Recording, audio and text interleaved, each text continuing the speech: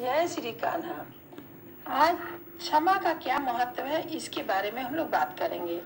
एक साधन ने अपने दामाद को 3 लाख रुपए व्यापार के लिए दिया था। उसका व्यापार बहुत अच्छा जम गया, लेकिन उसने रुपए अपने ससुर को नहीं लौटाए। आखिर दोनों में झगड़ा हो गया।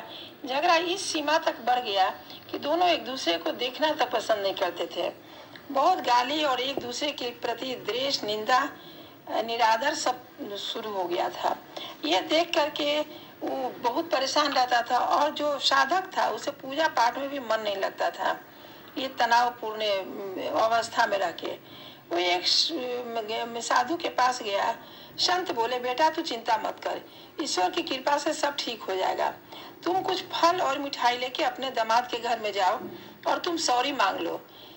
साधक बोला, मैं तो कुछ गलती किया ही नहीं हूँ, मैं तो उन्हें पैसा दिया, उन्होंने वापस नहीं किया, मैं क्यों सॉरी मांगूंगा। संत बोले, सॉरी मांगने में कोई नुकसान नहीं है, तुम जाके सॉरी मांगो, देखो क्या होता है, और तुम ऐसा सोचना कि तुम ही गलती किए हो। ये साधक फल और मिठाई के डब्बा लेकर के अपने बेटी दामाद के घर गया। जैसे दरवाजा खोलता है, बच्चे खुश होकर के स्वागत करने लगे। बेटी दामाद ताज्जुब करने लगा कि ये कैसे चले आए मेरे घर में। ये फल और मिठाई उनके टेबल पर रख करके और अपने दामाद को गले लगा के बोले, बेटा मुझे माफ कर दो, मेरे से गलती हुई थी, मुझे क्षमा कर दो। मुझे पैसा दे करके तुम्हारे बारे में कुछ उल्टा सीधा सोचना नहीं चाहिए था।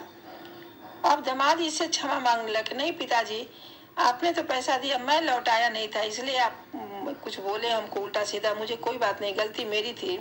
इस तरह दोनों गले मिल करके आपस में प्रेम पूर्वक प्रेम के आंसू बहा करके एक दूसरे से क्षमा मांगने लगे।